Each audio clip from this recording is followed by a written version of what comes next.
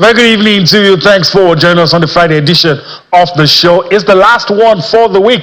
We promise to make it worth your while. I'm Yemi Adebayo. Tonight on the show, we'll be looking at the chances of Nigeria's sole representative in the CAF Confederation Cup. Let's talk about the Aba Elephants, Enyimba, the chances of progressing to the next stage. Some people have said it's slim to none. We'll analyze that on the show, all for you. We will also be talking about the English Premier League. Haaland in the news, signing a 10-year contract extension with Manchester City. I almost said Manchester United. With Manchester City. And of course, we'll look at all the other things happening in the world of sports. Ole Gunnar Solskjaer is in the news. We'll be talking about him. And of course, we'll also spare a thought for what's happening in La Liga. We'll also talk about Barcelona. And of course, we hope to end it all with what's happening down under. That's talking about tennis at the Australian Open. That's the outlook of the show. Let me, of course, introduce our guest in the Lagos studio with us. And of course, Opeyemi Akeode joins us now. Opeyemi, greetings to you. Thanks for joining us. Maybe I should say Happy New Year. This is the first time I'm seeing you this year. But in any case, thanks for joining us this very, very loaded Friday. Yeah, very loaded. I'm absolutely invested in what Enyimba is coming up with, especially with the results of their last match. They were able to put 4 goals, past their opponents. Brian Indi also getting one, for them in his return to the Nigerian Premier Football League.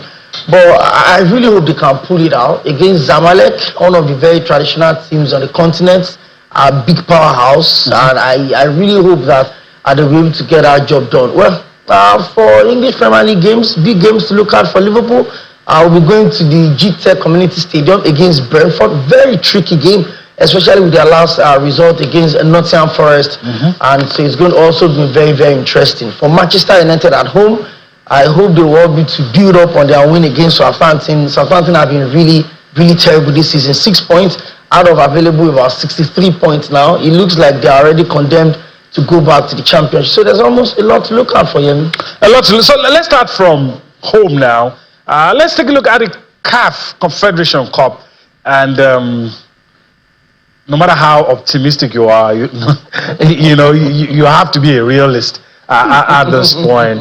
And Okwemi just talked about it. Zamalek. Even the name, talking about Zamalek, and hoping to go there, get 3 points, and also hoping that all things happening elsewhere will favor the Aba Elephants. It's really, really tough. But I'll go across in a bit and tell you the matches that will be played on Friday. Before I do that, my colleague Austin Okonapan is suited and ready now, and of course we'll be taking you along on this ride together. So greetings, Austin. Good to have you on this ride again this lovely Friday. Always an action-packed sort of sports. Sports greetings to you, Yemi, and of course, all our viewers from different parts of the world. So much going on in our world of sports. Is it from the CAF Confederation Cup to what we talked about last night about the Nigeria Women's Football League? We love the fact that it is back and we are pumped up for it. The Premier League, what a story. Arsenal, I talked about them the last time. They've got a tricky test against Aston Villa. Mikel Arteta's team need to win so they can cancel that ugly talk from last season that Villa took 6 points from them. So they must get 6 points also from Villa. Can Manchester United keep it going? Can Manchester City keep it going? Can Liverpool show that they have the quality to go all the way and see if they can win this league title? So much coming out of our world of sports. But hey, I just can't wait for this Confederation Cup drama to end. So Enyimba, face your front. Just go and try and beat Zamalek and leave your destiny in the hands of the god of football. I like the way you put it. It's not in their hands at all. All right. I'll go across and just show you the fixtures. I'll get the thoughts. I don't want to expend energy on, the permutations, what is needed for Enyimba to qualify. They shouldn't have been in this position, but here we are, after all the warnings, after everything that has been said. But here we are, and it's a sad story, really. But final Group D fixture is what you have on your screen. Al Masri, escaped from Nigeria with that result, which probably will ensure that they will qualify. Who knows? Al-Masry will take on Black Bulls Maputo, who themselves may think a combination of results might make them qualify. Who knows? Then, of course, Zamalek, Egyptian giants, Zamalek up against Nigeria's Enyimba. So let me allow Kwemi do the hard job for me, because I'm just not seeing it. I'm just not, and this is not because of any lack of patriotism or any lack of love for the Aba Elephants. I'm not just saying it. I understand your mood. I understand your pessimism. However, football is about what happens on the pitch of play, especially at this very crucial time. I think anybody didn't do themselves any good in their first two games, not been able to win any of those two games against Al-Masry. I was thinking they should be able to get that job done. But against Black Maputo, they show that there's still a lot left in them. A new manager coming up on board. I feel they should have made that decision early enough in the season. Yeah, remember we had that conversation towards the end of last season that they need to be very, very intentional about how far they want to go in this tournament. And you play against Zamalek, like we said, it's a big powerhouse, former winners, they've dominated the continent. I mean, you look at the Zamalek, Al Ali, all of these big clubs, away from home again, and then you know Enyimba's form. It's not even Enyimba alone. Nigerian club side, when they travel away from home, we are not so good travelers when it comes to this. We allow ourselves to get intimidated on our home talk. We still go away from home. We go for all of the tactics of the teams. It's a very dicey place that Enyimba is at the moment. But hey, that's why they call them the Aba Elephants. That's why they are still the most successful club in Nigeria. Back-to-back winners in 2000, 2001, 2002, where we had the likes of Muru Gumbi, Jotes Frikbong, we had the likes of Vincent Enyimba and all of that. I don't know if they can sit back and pull that out, but if they're able to get a result, I don't know what the result is. I don't know, maybe a draw is a good result here. I don't know if a win is enough for them, because like you said, the permutation in that group means that everybody else in that group has a better chance of qualifying than even Enyimba, even with a win. Yeah. Because Black Maputo will think that if they're able to get a result against Al-Masry, they put them second on the log. A win for Enyimba does the job for them. Exactly. So it's a tricky situation, and sometimes this is the beauty of football. I mean, it's been a while we had permutations like this. Sometimes, maybe first 2-3 games, our chances are already ruled out. The win against Black Bulls Maputo was the game changer for Enyimba. If he's coming in late, I don't know. If it's still enough to salvage anything for them, I also still don't know. But I feel it's the final match of the group. You have to win to give yourself any chance whatsoever. But the unfortunate thing again is that Enyimba win still does not qualify that they will go through, depending on the outcome of the game between Al-Masry and Black Bulls Maputo. It's a crazy place to be, Yemi. All right, let me see if Austin wants to use his calculator tonight. And I don't know. I don't even know the combinations to unlock the safe. It's really, really difficult. I didn't want the Aba Elephants to put me in this kind of situation, but they have, because I don't just know. But Austin, what are the chances? Some have said slim to none.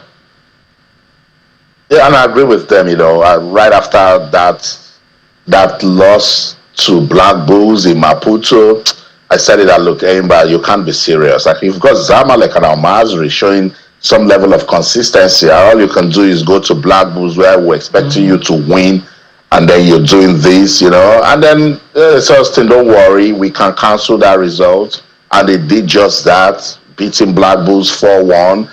And I thought, okay, this team, there's a new vibe now.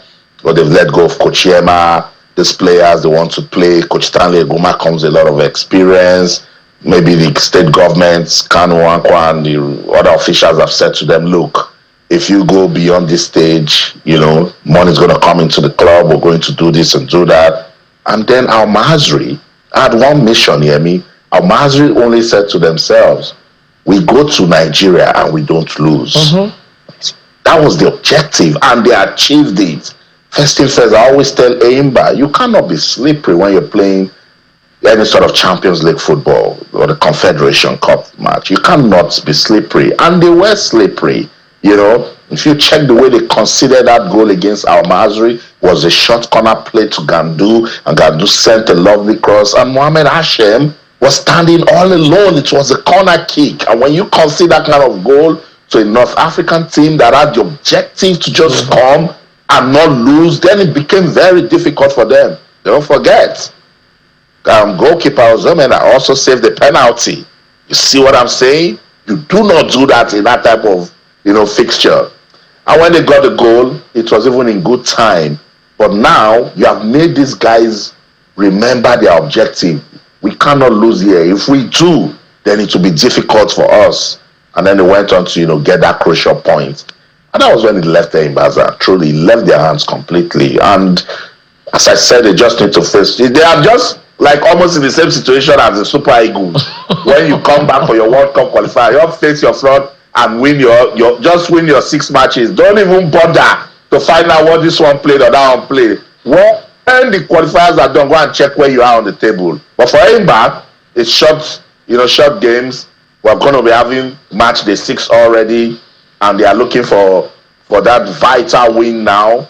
Even if they get it, will it be theirs? So it's tough, very tough. So they have to play the game, and that's what they will do. They will play that game. We are here doing all of this analysis, and Zamalek plays for pride and glory. Look at what they did to Black Bulls in that last game. They were torturing Black Bulls as if they had not qualified. Black Bulls played football, did not see football to play again. So this same Amazri will now look at it and say, no, we cannot do this. If we are going to the quarterfinals, we are as good as our last match, because that's what your opponents will see. And that's why it's a difficult game for Enyimba.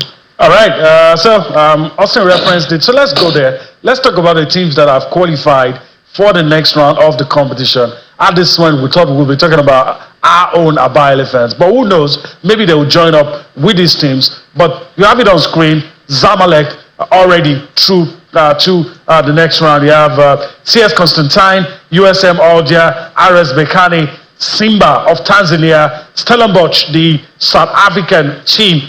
These are the teams that have made it to the next round. That's the quarterfinal stage of the CAF Confederation Cup. And of course, we're hoping that our own Enyimba would make that list.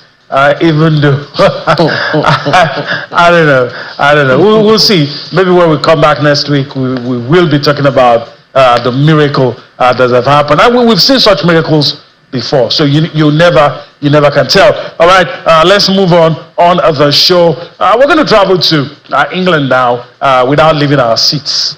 We're going to travel to England. That's where Austin is. But before we do that, we talk about Haaland, the man in your picture. And I asked Okweyemi off camera what was wrong with Manchester City. What were they afraid of? And it didn't look to me like anybody wanted to take this man off them. And in any case, if anybody wanted to, I think it might be too expensive for them. But to give him a 10-year deal, I don't see him leaving the club. But so he has signed a 9.5-year deal with Manchester City that keeps him at the club till the year, hear this again, 2034. 2034. And I mean, before we yield to Austin, we're going to listen to the man himself. But what do you think Manchester City are thinking? Football is business. Let's start from there. And then for every club that's got ambition, clubs that really want to go far, want to build a dynasty, you'd always get to that phase where you think like this club should have a face. This club should have an identity. I remember when Chelsea won the Champions League, when they defeated Manchester City in the final. I told a friend of mine that the only reason why Pep didn't win that Champions League, apart from the he's overthinking, is the fact that they don't have a point man, like a dead out point man. The moment they went to Borussia Dortmund and they brought in Haaland, I told the same friend that if Pep does not win the Champions League in the next 2 seasons, they should sack him, arrest him, and jail him. Because the missing puzzle in that team was an out-and-out man, not a Gabriel Jesus kind of finisher. And so when he brought in Haaland, he also wanted to bring in Alvarez to make sure that up front, they will get it done. What happens the following season? They won the Champions League. What happened again? They won the Premier League back-to-back, making it 4 times on the bounce. The eras of Kevin De Bruyne, the eras of Ike Gundogan, Bernardo Silva, it seems to be phasing out. There's a new kid on the block. 111 goals in 126 games. Over 70 goals already in the Premier League. You cannot but think of building your team around such a player. A lot of people are saying, he does not have ambition. Why would he want to stay at club for 9 years, for 9.5 years? They took away all of the release clause that could be in that contract. They're basically saying, you know what? You own the team right now. Any coach that comes in after Pep Guardiola would have to build his team around Haaland. Everything around Man City going forward now, Yemi, is on Haaland. And that basically sent the message to him like, I can sit back. Yes, footballers always feel like we have a lot of money. We can live anywhere in the world. I want my children to grow somewhere else. I want them to experience a new community. But Haaland feels like, I'm 24. I want to be here till I'm 34. We are the one thinking, 10 years. By the time we do 4 or 5 pre-seasons now, we're done. We're talking about 2030, and then we have maybe 4 years ahead. Nobody is saying he can't be bought, but there will be a price. But he cannot force himself to leave. When Barcelona plays a 220 million euro buyout clause on Neymar, nobody saw PSG coming, right? So it means that there's no player that cannot be sold for the right price. The money is good. Is any big now? Highest earning in the history of Manchester City. Blew off all of the guys that he met at the club.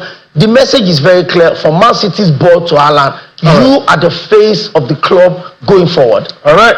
I'm tempted to think about the lifespan of a striker. 24, 10 years down the line, will he still be as hot as he is now? Who knows? But let's get to Austin. I'm very sure we get to listen to the man himself. Your thoughts on this? I didn't see this coming, I have to be honest.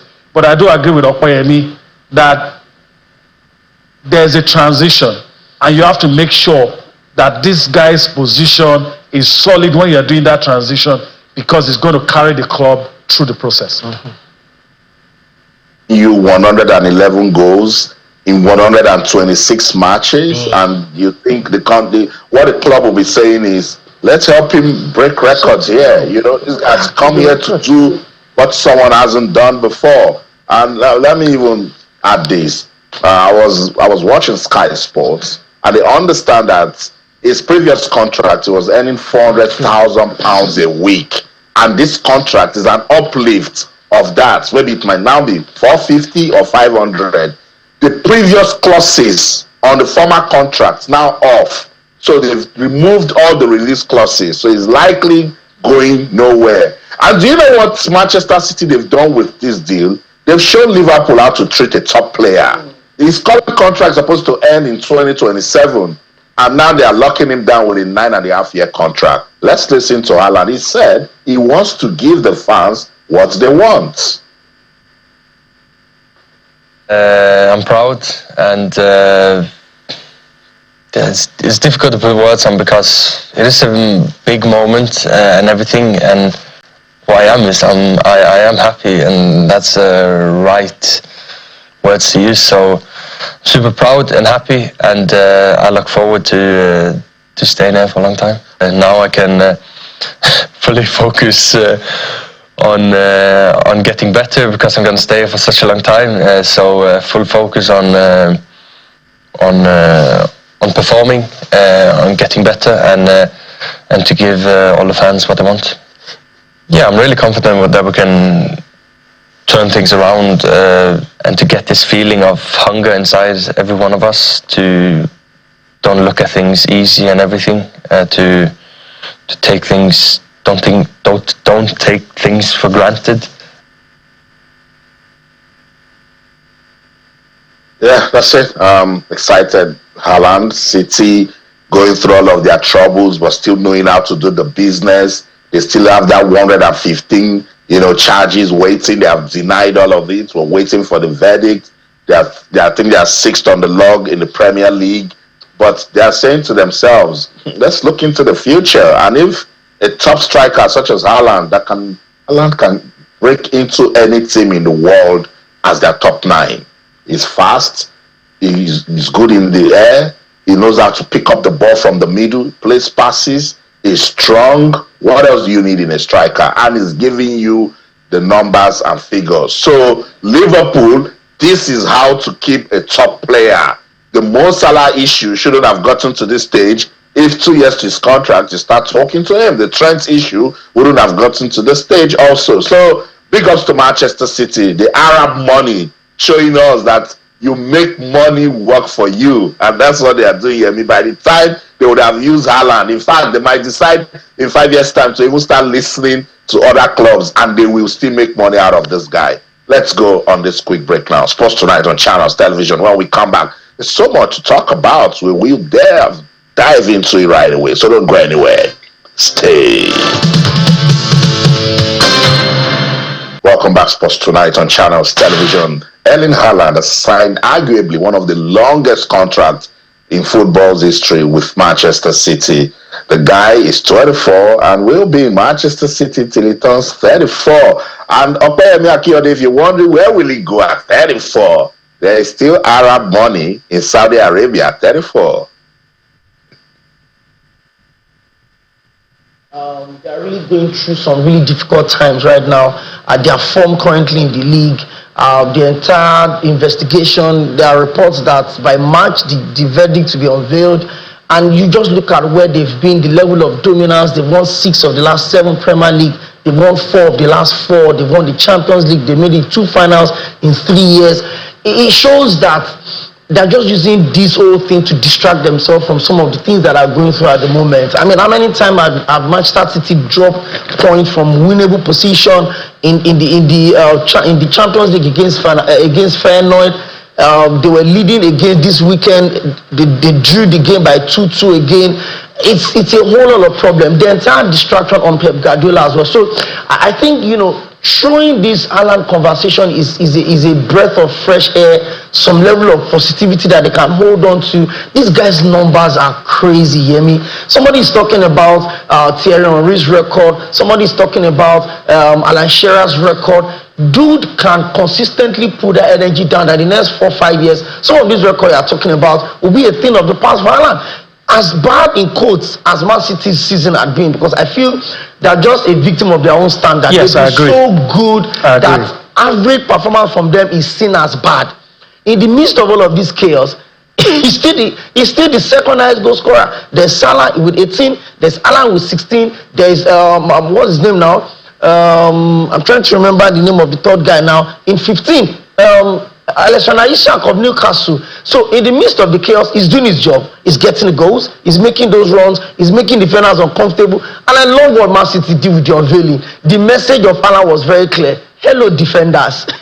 I'm here. You've been playing for a while, but now I'm here for serious business. All right. So I like the fact that Man City made it clear, like, we're building something around you. He said, hey, this is my home. I'm here to stay. That is the theme of this unveiling. So they did it in a way that, you know what, everybody else can leave. Phil Foden is English, he can leave. Walker wants to leave, he can leave. Anybody wants to leave, he can leave. But you are the next phase of Manchester City. And you not pick anyone better. His father has got history with the club. He's also coming to English football via that channel. You hear me? Even at 34. All right. He will still get some good money. Let's allow our viewers know that it's not an Erling Haaland show. But of course, we're not done with Erling Haaland. We're still going to be talking about Erling Haaland. And I'm just talking behind me a lot that we have prepared. Our producer wants you to see. All right. These are the details of the contract that he has just signed. The guys have talked about it, but just so that we can say it again. 9.5-year contract at Man City, which would take his time at the club up to 2024. Haaland is set to pocket at least £260 million by the time his new 9.5-year contract concludes. All right. The deal also reportedly eliminates any existing release clauses, although a new one will be activated from 2029. They will have used a lot of their money by then. It is anticipated that Haaland will see a significant boost on his current £375,000 per week wage, potentially rising to around £500,000 per week. And that's even before bonuses. That's why I feel maybe I'm doing the wrong job sometimes. But anyway, Haaland's season by season starts. For you to understand why this has been done, in the season 2022-2023, he played 53 matches, scored 52 goals, 9 assists. He played a combined minutes of 4,131. What were the honors in that season? They won the Premier League title, the FA Cup, the UEFA Champions League title, City won the treble in that season. And last season, still talking about 2022-23, the individual honors, PFA Player of the Season, Premier League Player of the Season, Premier League Young Player of the Season, Football Writers Association Footballer of the Year, Premier League Golden Boot, UEFA Men's Player of the Year, all in the 2022-23 season. In the season just gone by, 2023-2024, he played 45 matches, scored 38 goals, he had 6 assists, he had a total combined minutes of 3,745. For the honors, he had a Premier League winners medal, and of course the UEFA Super Cup. Individual honors, he won the Premier League Golden Boot, he won the Jed Muller Trophy, he won the BBC Sports Personality, and of course World Sport Star of the Year. These are the individual honors that he had. Haaland's season to date, as we speak, he's played 28 matches, and just like Okoyemi has said, as bad as you might think this season has been for Haaland, he has scored 21 goals in all competitions. He has 1 assist, and what honors has he had? They've won the Community Shield, and of course, he's played a combined minutes of 2,476 this season so far. So that's all you need to know about Haaland. And of course, pictures right behind me, the signing, holding on the jersey, seeing him with his dad. Kwemi quite rightly noted, even the dad has a history with the club. All right. So Kwemi also said that this is a good distraction. All the news about Man City has not been complimentary. Somehow Pep Guardiola's private life even found a way into the news. But here's Pep Guardiola speaking about Haaland and, of course, his new Manchester City contract. With the numbers since he arrived, yeah. That will depend on the team, will depend on him as well. But it's an exceptional news for all of us, for the club. So when one player decides to sign this type of contract never had done before, is because he want to show how desperate want to be here. Otherwise, all the agents and players always say, sign 1 or 2 or 3 year contract, and next one. Because 10 years, many things can happen. And that means a proof of confidence and trust for that club. Is the trust for the club too early? Like, because you never know what can happen in the next year. So, but the club knows perfectly how professional it is. His commitment in every single game and every single day to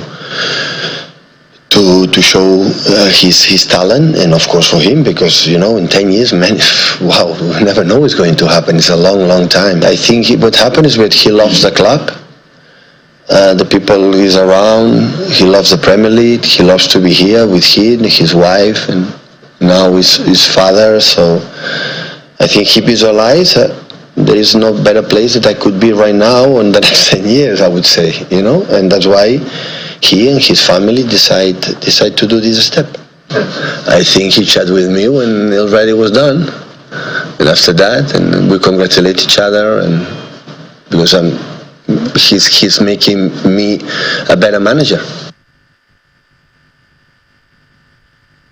Like the last few words, he's making me a better manager. I mean, if you have Haaland in your team, what else will happen?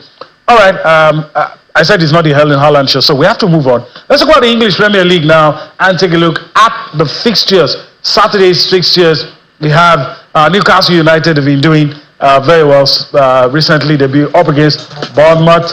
Brentford will be up against Liverpool. Leicester City will be up against Fulham. West Ham United will be up against Crystal Palace. And Arsenal will be up against Aston Villa. Aston Villa took 6 points off the Gunners last season. So we'll see what they're going to do now. Everton will take on Tottenham. David Moyes back with the Toffees. Let's see what he's going to do. Manchester United, a lot of people are saying, well, we're seeing lights in the tunnel, at the end of the tunnel. Whether that is true, it will be tested against Brighton. Brighton is a bogey team for all the top teams. Then, of course, Nottingham Forest will be up against Southampton. Everybody's whipping boy this season. Then Ipswich Town will take on Manchester City. I mean, and on Monday, of course, Chelsea, everything seems to have gone down a little with Chelsea. At some point, they were talking about the title. Now the fans are just saying, just Champions League is fine. So we'll see what happens with that one. But let me yield to Austin. Probably knows a few things we didn't know about what is going on right there in England. But which one is the pick of the bunch in all of these matches?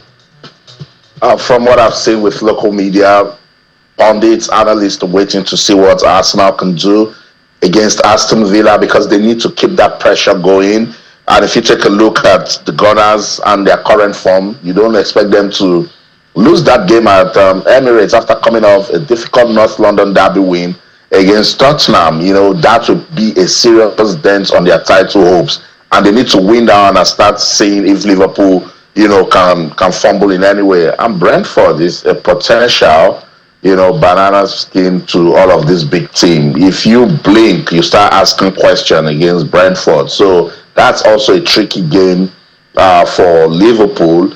But people aren't talking much about it because Liverpool have shown that they can go away and get points. I don't think they've lost a game away from home this season, you know. So that tells you the quality and how compact they are when they play as a team. So pundits aren't really talking about that one. They want to just see if Arsenal has got the might, you know, to go all the way. Even if they're not talking about them winning the league title, can they give it a big fight? Can they push and make it competitive? That's what, you know, we're hearing here. The other games, Leicester City, they really need to find a way to start winning again. And that game against Fulham, they need to show workings, you know, with that one. But again, on the light, it's not really light because I see what Manchester City they're trying to do with this Erling Haaland's new deal because the club is just going through so much. Now, if anything goes wrong against Ipswich, you know, then it will be really bad. They were close to winning that last game against Crystal Palace, and then it ended 2-2. Pep Guardiola was in court today to finalize his divorce. Lost almost half of his properties to his wife that is living. Is in a very bad state. I heard he cried out of court, and that can actually affect the team mentally. So they're going through so much, but they need to show workings against Ipswich. And again, Everton, Tottenham Hotspur. It didn't start so good for David Moyes again in his second return. Can they bounce back against Tottenham? Big question. It's the Premier League. We'll wait for it, Yemi. We'll wait for it, in a minute or two because we still have a lot of interesting things to talk about. Your thoughts about the matches for the weekend? I think the Ipswich game is going to be very interesting. Haaland will probably want to make a statement. A lot of us thought when Pep Guardiola signed his new 2-year deal, he was also going to make a statement against Feyenoord. They went 3 goals up. They eventually drew that game 3-3. So I want to see how the game would look like. Ipswich Town as well. I think their biggest win all through the season had been that win against Chelsea last year. And for Chelsea against Wolves also, I'm also looking at that game. Chelsea have not won in 2025. They've had the opportunity of playing games against Fulham, against Ipswich, against Everton, and they didn't get the maximum point from there. In fact, they picked only 3 points out of an available 15 points over December into January. So I want to look at how they would come back home. You know, the mentality at some point was we're not competing for the league title. We just want to see how far we can go. Now I think they are 5th. Newcastle's run is crazy. They've gone 8 games now without a loss. Ishak has also scored in 8 consecutive games, so they are well poised. But they are playing against a Bournemouth that has been a boogie team also. Bournemouth had beaten Arsenal, they've beaten Tottenham, they've beaten Man City, they've beaten Manchester United at Old Trafford. So they want to fancy their chance against Newcastle also tomorrow. So there's just a lot of games to look out for. But I'm looking at how Alan wants to announce his new contract against Ipswich Town. It will be interesting to see what Haaland does in that game. All right, now let's talk about a man that has flown under the radar for a while. Ole Gunnar Solskjaer, the Manchester United, former Manchester United coach, and of course remains a legend. He is in Turkey finalizing details, finalizing details for a deal to become the coach of Besiktas. And it looks like the deal might be crossing the finish line any moment from now. So, I mean, before we quickly yield back to Austin, we're going to be talking about Barcelona in a bit. Do you think this man still needs to prove anything to anybody? He's held one of the biggest jobs in club football, and some will say he didn't fail, didn't win trophies but didn't fail. So does he still need to prove anything to anybody? He's not an elite manager, so he had not done anything. So he's almost like he's just starting. He coached Modo, came to Manchester United. Maybe the records are there, but the ultimate is trophy. As much as whatever way you think Ole Gunnar Solskjaer was, I will still tell you that Erik ten Hag still had the more successful time at Man U because he won the FA Cup and he also won the Carabao Cup. So if you look at the trophies, that's what counts for you. He's going into one of the very traditional Turkish clubs. The Turkish league on its own is as toxic as it is interesting. I mean, also Mourinho will tell you what he's going through right now. But hey, I think our own Victor Osimhen have been able to pull a lot of attention to the Turkish league. Now, Ole Gunnar Solskjaer going in there is a new terrain. I was reading something about 2 weeks ago that a lot of Premier League clubs had approached him. Everton approached him, West Ham United approached him before they brought back Graham Potter, but he said he doesn't want to coach any other club aside of Manchester United in England. So I think the Besiktas job is just a breath of fresh air. Let me go to a league that is not as dramatic as the Premier League, a club that is not as big as Manchester United. So maybe when I pick up some wins there, some records there, of course, they've got Fenerbahce and Galatasaray to compete against. Those are like the traditional teams in the Turkish league. But if it goes into that space, ruffle people a little bit, get some results, maybe he can now have a stake to say, let me come back to England. Perhaps a big club, you never can tell, but he's due to Besiktas. I don't think he hasn't proven anything to anybody. So he's not like he's an elite manager like Mourinho or maybe Thomas Tuchel or Pep. He's not at that elite level. He's just a manager that has been opportune to coach Manchester United at the time where they're going through a whole lot of problems. So if he gets to Besiktas and it works, why not? But it has nothing to prove to anybody. All right. Okay, let me yield to Austin now. Unfortunately, we will not be able to talk about Barcelona. Maybe we'll talk about them some other time. But Austin, do you think he's avoiding scrutiny? Because when he brought up the fact that he made it clear he wasn't going to coach any team apart from Manchester United. So all the offers from the English Premier League, he turned it down. But you must also understand that in England, the scrutiny you will get, you're not going to get it elsewhere. Your private life, your management, whatever you do with the players, even your body language, they have people they pay that read people's lips. That's the kind of scrutiny you get in England. And I remember John Jones meeting with Francis Ngannou, and they were having a chat, and John Jones said, "You're not ready for the smoke." So anytime that plays in my mind, some people said, okay, Francis Ngannou left because probably didn't want to fight the other guy. So, just to make light of the situation, do you think he's probably going down this route because he wants to avoid scrutiny?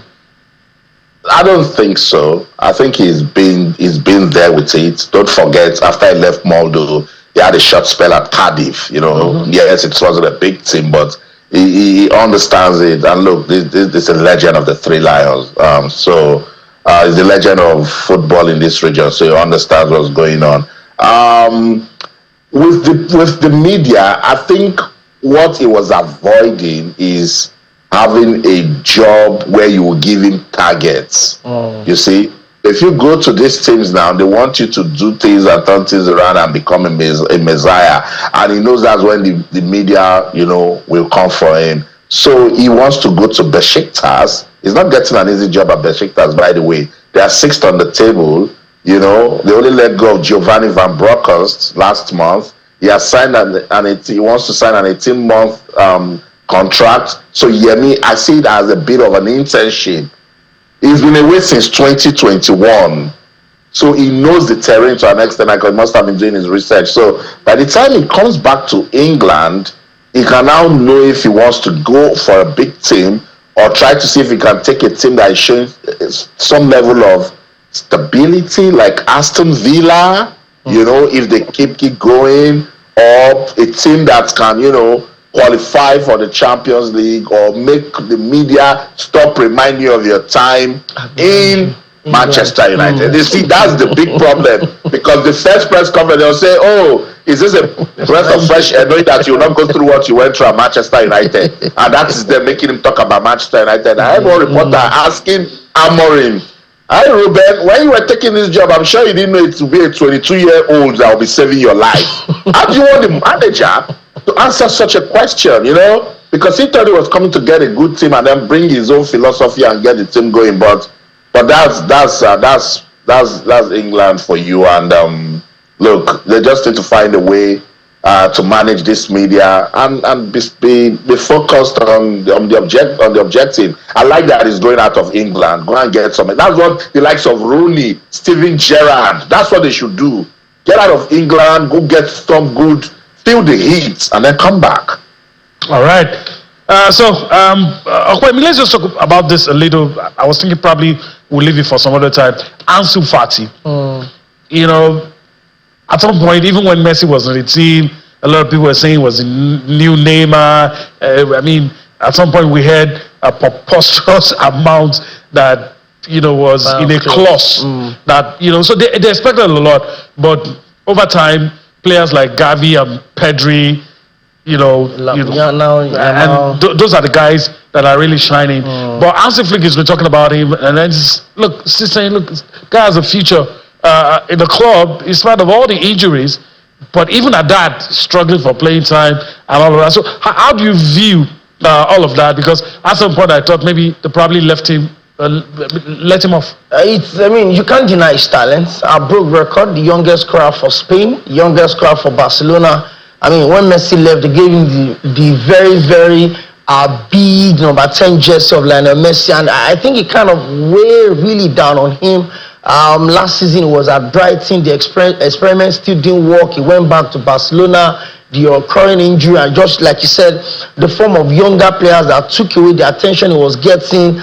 Gavi, Pedri, the other younger defender now, Pau Kubasi, Lamine Yamal, all of these guys took the entire attention he was getting. And I think in a way he should leave Barcelona. I'm not saying he should walk out of his contract, maybe another loan deal.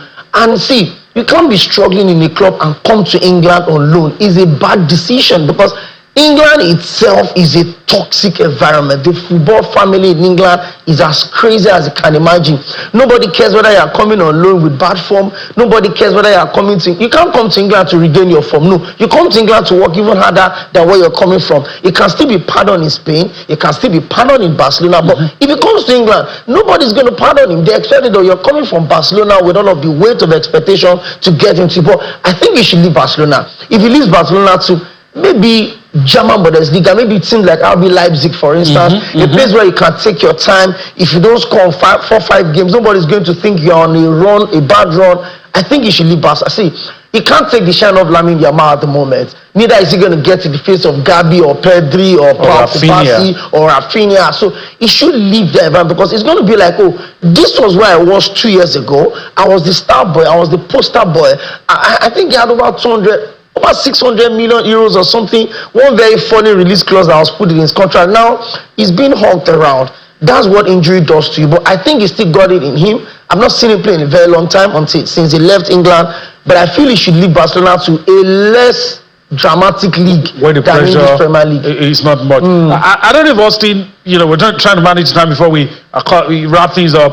We're still going to talk about Belgium in a bit. But I don't know if Austin agrees that even if the club wants you, you're likely not going to play. Why not just seek playing time elsewhere? Yeah, but it's difficult, because I listened to Ansu Flick, and he was still trying to emphasize Ansu Fati's, role in the team. Look, you're 22. This competition's come. Can you just, calm down? Just try to let him know that Barca is a big team. It's highly competitive. What's the assurance that if you come to England, you're going to, you'll get it that big? Let's not forget, some persons have come here and they start looking for their shadows. Modric is even still trying to play good football with Chelsea till tomorrow. So I think he should calm down, have a proper, sincere talk with the club, understand his role, and see if he fits into it. I don't think Ansu Fati should leave. That's my opinion. But I understand footballers, and at 22, they feel you should play the best of your football, particularly with what Lamine Yamal seems to be doing. The guy is applying pressure, you know, on all of these other young guys. So I get where Fati is coming from. I think that's where we should wrap it up, Yemi. Maybe you wrap up with Belgium firing their coach, but quick one before we go, set the record straight. Clubs and their slogans messed it up. Set the record straight. Red Devils legend, Ole Gunnar Solskjaer. Manchester United, not Three Lions. Because people are already sending me messages. I know, calm down. He's Norwegian. I would say Red Devils legend, not Three. That's the show. I'm Austin Okonak, and in everything you do, remember to keep talking sports. Bye for now. All right. On that note, it's a good way to end the show tonight. It's a wrap here. But before we go, I want to thank Okwemi Akiode for his time on the show. Hopefully, we'll do this again some other time. I wish Enyimba well. I'm really rooting for them. Zamalek had qualified. They should allow our boys and let us breathe now. And let the poor breathe. Okay. All right. That's the show tonight. We're leaving you with highlights from what's happening down under. Talking about tennis highlights at the Australian Open. We bid you to enjoy the rest of the day. You see us again next week. I'm Yemi Adebayo. Bye-bye now.